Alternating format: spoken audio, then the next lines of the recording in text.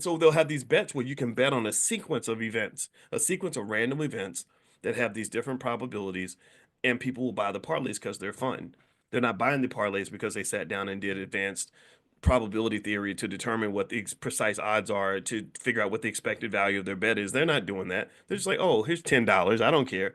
So what they're basically doing is they are selling lottery tickets. That's what they're selling, these crazy lottery tickets, and people are buying them like crazy. So the future of that arena, in my opinion, is heavily leaning toward parlays.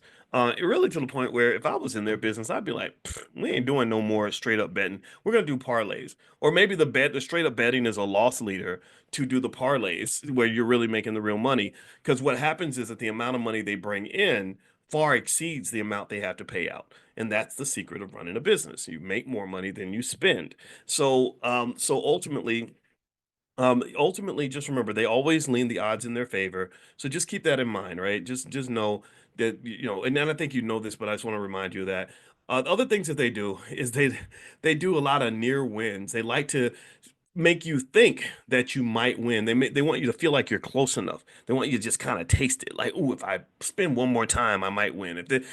So that's like a little trick. They randomize things in a certain way so that you're like, oh, dang it, I was this close, and that makes you keep going. That's a way they keep you hooked. Also, lots of free stuff. They make you feel like a baller. They'll give you free food and free comps, and people like to brag about being a VIP at the casino, which unfortunately, if you brag about the fact that you get comped a lot at the casino, that unfortunately could mean that they're comping you extensively because they feel like you're kind of a sucker. I'm not making fun of anybody in that category, but what they're doing is they're feeding your ego by being like, "Oh, hey, Mr. Wilson, you're a VIP. We got your suite ready, and we're gonna pick you up in a limo." Of course, they're doing all that because they're like, "This dude's gonna come up here in here and give us $1 million or $100,000 or whatever the number is.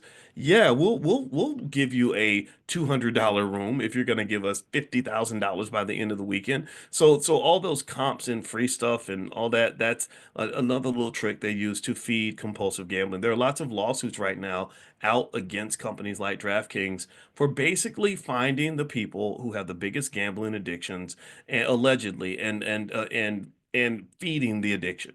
Just feeding the addiction. It's kind of like how a lot of people were claiming that R. Kelly, when they realized he had these peculiar preferences when it came to women, they were feeding that. There were people feeding that. He wasn't the only. Don't get me wrong. He's a dirtbag for sure. And I talked about this back in 2003, 2004. I publicly said, why are we still supporting this man? He needs help. He needs help, and the girls need protection. But y'all just are excited because he's rich and famous, and you think that that makes everything okay. That's not okay, and it's not okay for him either. Because I think that if somebody had intervened and shut down the money and forced him to get help, I think he could have been an asset to himself, to his family, and to his community. R. Kelly is one of the most talented singers I have ever heard.